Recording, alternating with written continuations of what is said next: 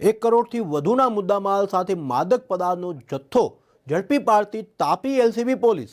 2024માં ગુજરાતના યુવાધનને નશાના વિષયકમાં ધકેલવાનું ષડયંત્ર નિષ્ફળ કરતી તાપી એલસીબી એસઓજી પોલીસ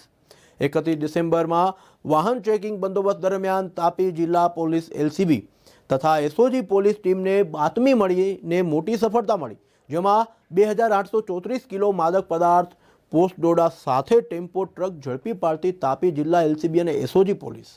આગળ વાત કરીએ તો દેશમાં વધી રહેલા માદક પદાર્થોનું સેવનથી દેશના અને ગુજરાતના યુવાધનને બરબાદ કરવાના આશયથી મોટા પ્રમાણમાં માદક પદાર્થો ચોરી છુપે વેચવાનું નેટવર્ક ચલાવવામાં આવી રહ્યું છે, જેને નિષ્ફળ બનાવતા ગુજરાત રાજ્યના તાપી જિલ્લામાં આજરોજ તાપી જિલ્લા એલસીબી તથા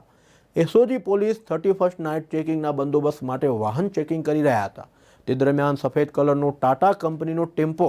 નંબર RJ19GH6266 જેમાં જીપ્સમની બેગની સાથે મોતનો સામાન કહી શકાય એવો પોસ્ટ ડોડા જે 2834 કિલો માદક પદાર્થો જેની કિંમત આશરે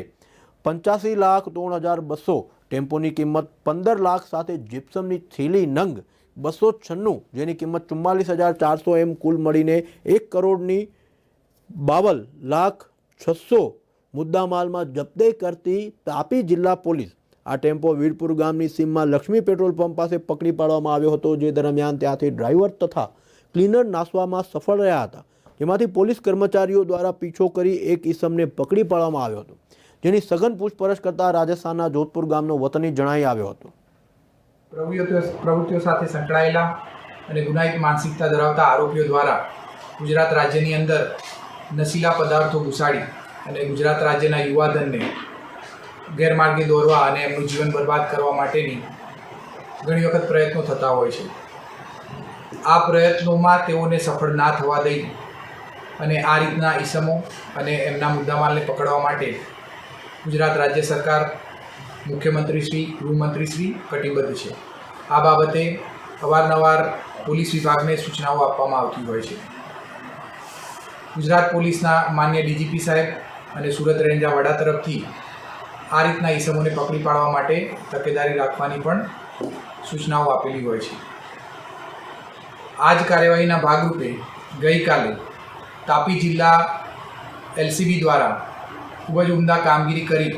અને વાહન ચેકિંગ દરમિયાન એક રાજસ્થાન પાસિંગના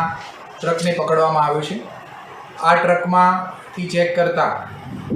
જીપ્સમ જેવા પાવડરની આડની અંદર પોસ્ટ ડોડા કે જેનો ઉપયોગ અફીણ જેવા પદાર્થ બનાવવા માટે થતો હોય છે, તેના કુલે 2834 કિલોગ્રામ જેટલો જથ્થો પકડી પાડવામાં આવેલો છે। આ પોસ્ટ ડોડાની કિંમત માર્કેટમાં 3,000 રૂપિયા કિલો પ્રમાણે ગણાતી હોય છે, એટલે કે કુલે 85,03,200નો મુદ્દામાલ પકડવામાં આવ્યો છે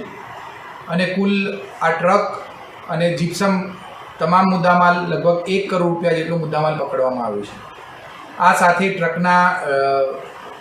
ડ્રાઈવર અને ક્લીનર્સ બંને સાથે હતા। પોલીસની આ કાર્યવાહી દરમિયાન પોલીસને અંધારામાં રાખી અને એના ડ્રાઈવર છટકીને ભાગી ગયેલા છે, પરંતુ એમના ક્લીનરને પકડી પાડવામાં આવેલા છે। ક્લીનરની પૂછપરછ કરતાં તેઓ પોતાનું નામ બજરંગ જણાવે છે અને તેઓ મૂળ રાજસ્થાન જોધપુરના રહેવાસી છે અને તેમની સાથેના ક્લીનર તરીકે, તેમની સાથેના ડ્રાઈવર તરીકે માંગારામ નામનો ઈસમ ડ્રાઈવર તરીકે હતો, તેને આ ગુનાની અંદર વોન્ટેડ બતાવવામાં આવેલો છે